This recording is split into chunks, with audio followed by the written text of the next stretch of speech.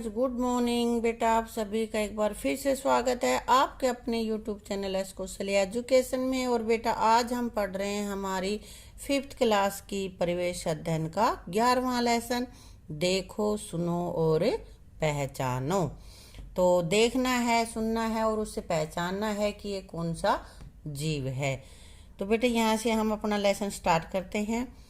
आज कल्पना का जन्मदिन है। उसने अपने पिताजी से पैसे लेकर टॉफियां खरीदी और अपने सहपाठियों को टॉफियां बांटी।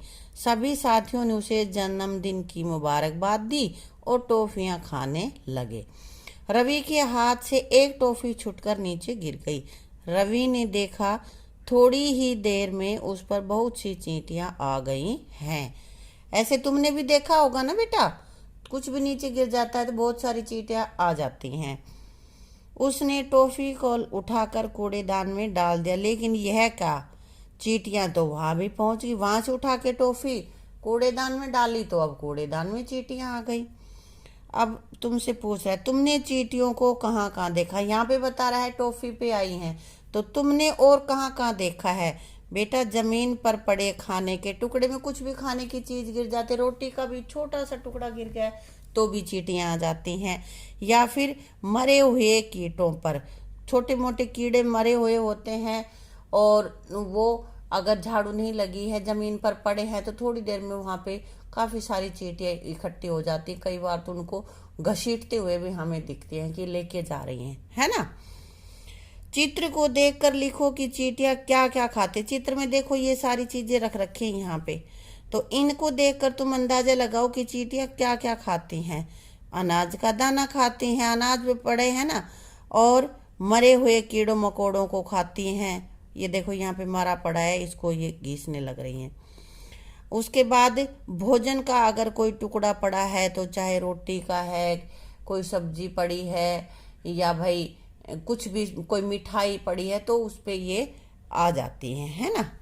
कई बार हमारे चीनी के बर्तन में भी, जैसे किसी डिब्बे में चीनी रखी है, थोड़ा वो टाइट बन नहीं है, तो उसमें चींटियां आ जाती हैं ना। हाँ, वे मरे हुए कीड़ों या अनाज के दानों को उठाकर कहाँ ले जाती होंगी। घसीटते देखा है हमने, कई कई चींटियां लगी हुई हैं और उसको उठा के लेके जा रही हैं। तो क्या करती हैं वो, कहाँ लेके जाती हैं बेटा, वो अपने बिल में ले जाती होंगी। और तो कहाँ लेके जाएंगे, है ना। तो वे सब अब उसको अपने बिल में ले जाती हैं। खाने की चीजों पर तुमने चींटियों के अतिरिक्त और कौन कौन से कीट या जीव आते देखे हैं। खाने पर और क्या क्या होता है। एक तो बेटा मक्खियाँ, कहते हैं मक्खियाँ भिन भिनारी, दूध रखो, कुछ भी रखो तो मक्खियाँ जरूर आ जाती हैं। उसके बाद और खाने की चीजें, चिड़िया, कौवा, कबूतर, मोर, और भाई जैसे दूध वगैरह है उस पर बिल्ली भी आ जाती है ना। तो ये सारे जीव खाने की चीजों पर आते हैं, है बेटा। आगे है, तुम भी आओ मेरे पीछे। अब ये एक चींटी के साथ साथ बहुत सारी चींटी आ जाती, क्या वजह है, उनको कैसे पता चलता है, तो ये देखते हैं हम। चलते समय चींटियां अपने शरीर से एक पदार्थ छोड़ती हैं जिससे विशेष गंध होती है। पता चला कि उसके शरीर से एक पदार्थ निकलता है जिसमें कि विशेष महक होती है। इसी पदार्थ को सूंघते हुए चींटियां एक दूसरी के पीछे पंक्ति में चलती। कई बार देखा होगा, दीवार पे लाइन में चल रही होती हैं, तो वो लाइन में क्यों चलती, इधर उधर क्यों नहीं जाती, क्योंकि आगे वाली चींटी जो पदार्थ छोड़ रही है उसकी गंध को सूंघते सूंघते वो उसके पीछे पीछे चली जाती है। चींटी अपने वजन से लगभग 20 गुना वजन उठा सकती है।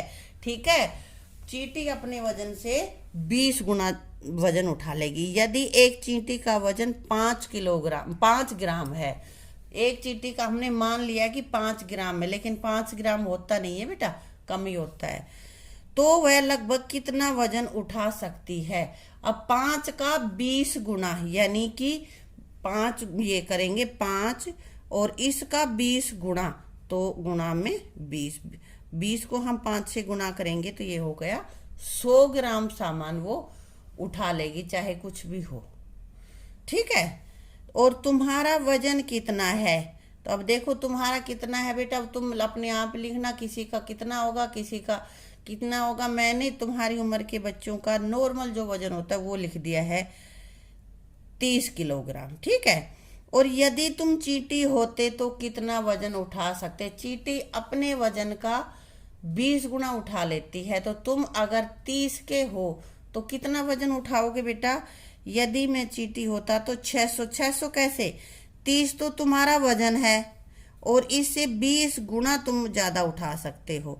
तो यहाँ पे हम गुना करेंगे तब हमारा आ जाएगा 630 और 20 की गुना करेंगे तो 600 किलोग्राम वजन मैं उठा सक लूंगा।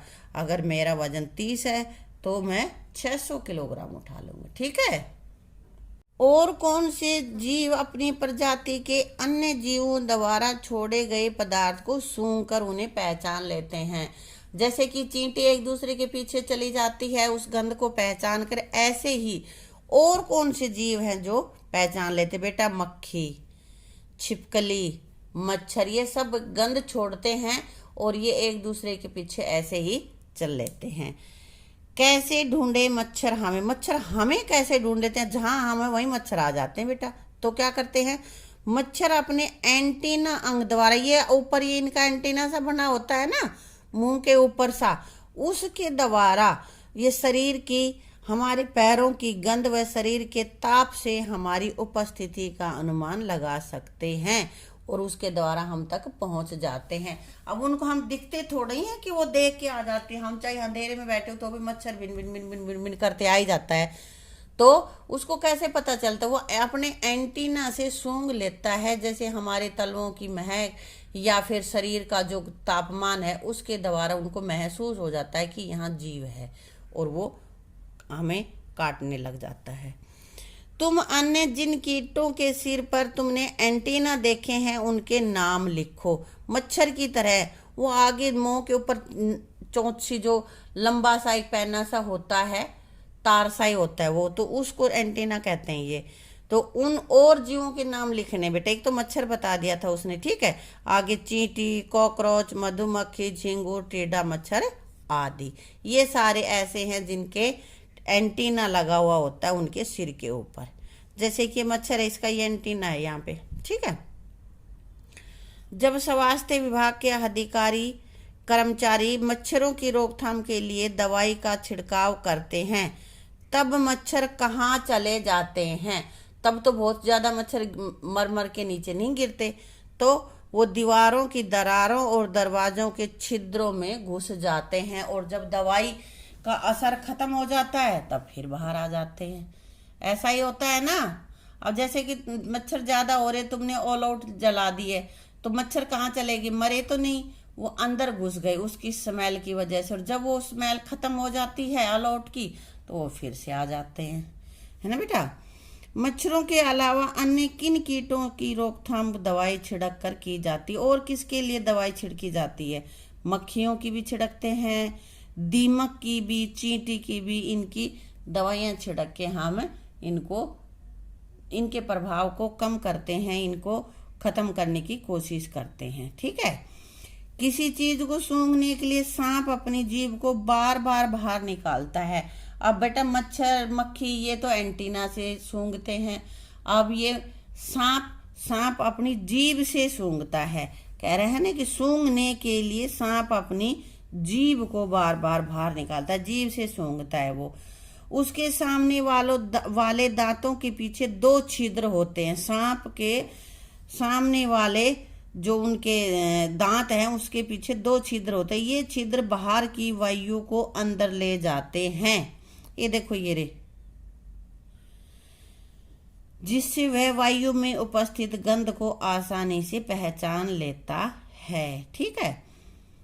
दी गई वस्तुओं में से तुम किन को सूंघकर पहचान सकते हो। अब नीचे कुछ चीजों की लिस्ट दे रखी है और उसमें से देखना है कि किस किस को तुम पहचान सकते हो। सड़ा हुआ खाना, बदबू आएगी उसमें तो पहचान लेंगे, है ना बेटा।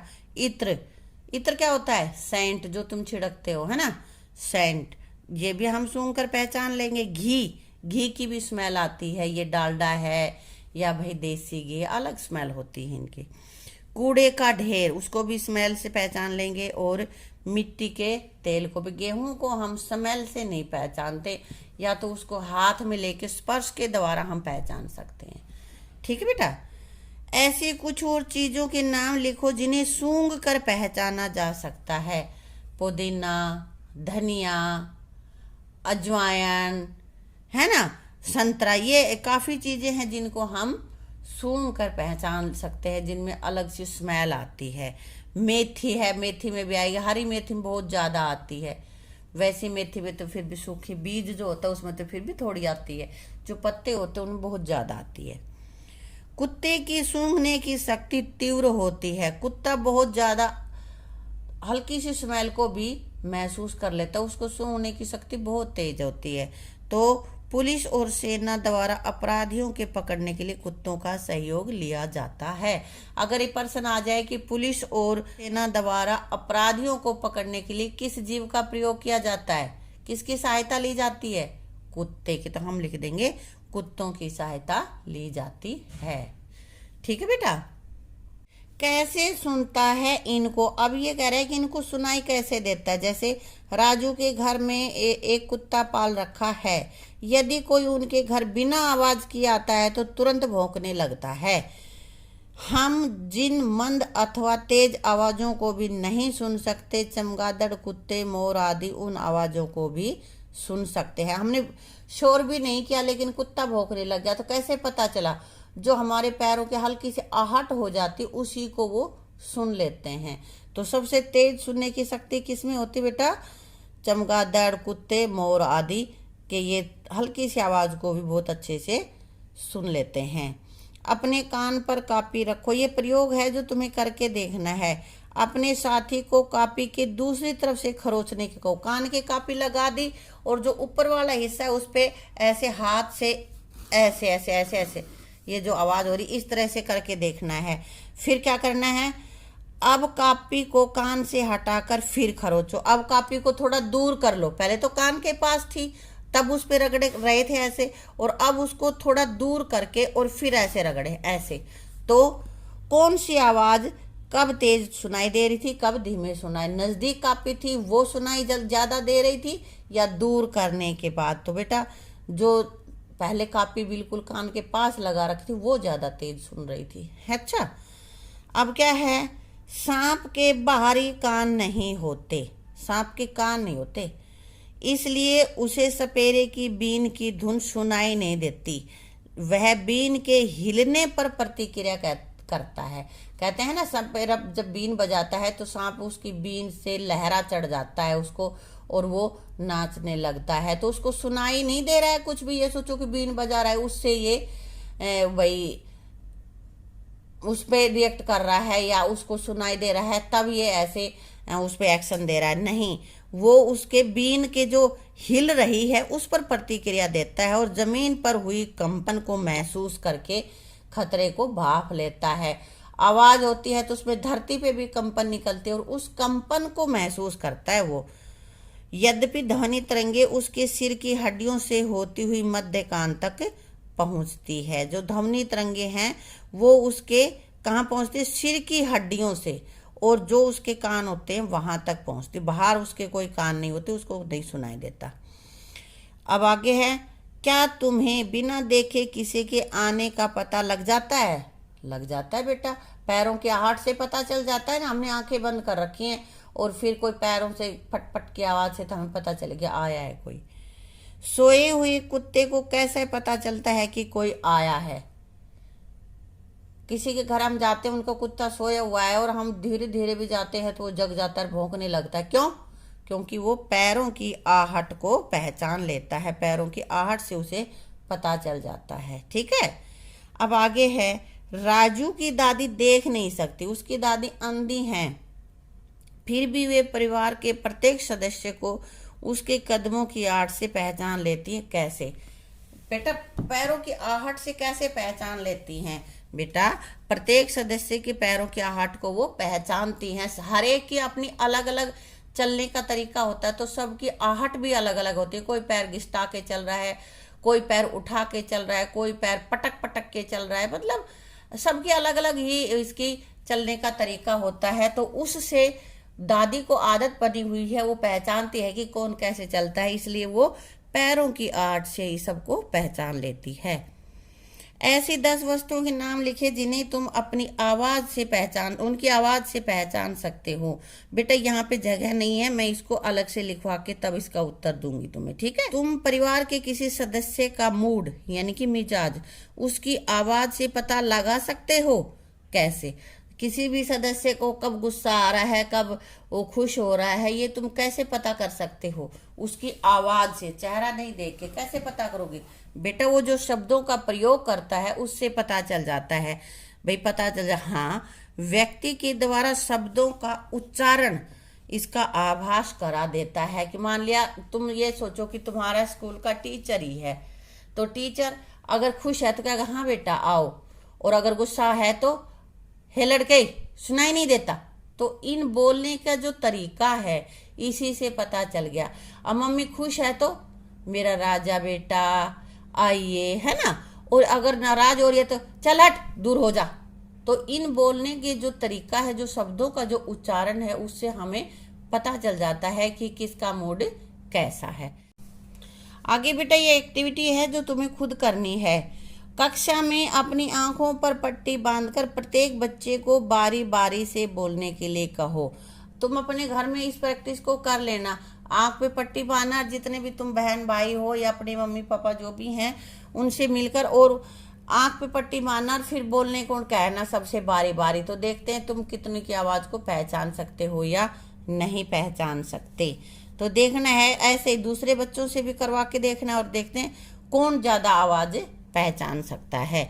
विभिन्न पशु पक्षियों की आवाज निकालो, जैसे शेर की, भाई कौए की, कोयल की, अलग अलग आवाज होती है सबकी। तो अलग अलग की आवाजें निकालो, कौन सबसे ज्यादा आवाजें निकाल सका। ये भी देखो कि किसने सबसे ज्यादा निकाली हैं, किसने अब कितनी आवाजों को पहचाना। और आवाज से जैसे बोलो कूहू कूहू, तो क्या समझे क्या है?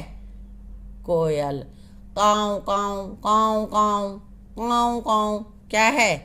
कौवा। तो आवाज से पता चल जाता है कि हमने किसकी आवाज निकाली है। तो उससे हमें पता करना है कि किसने सबसे ज्यादा आवाज यहाँ पे पहचानी है, ठीक है।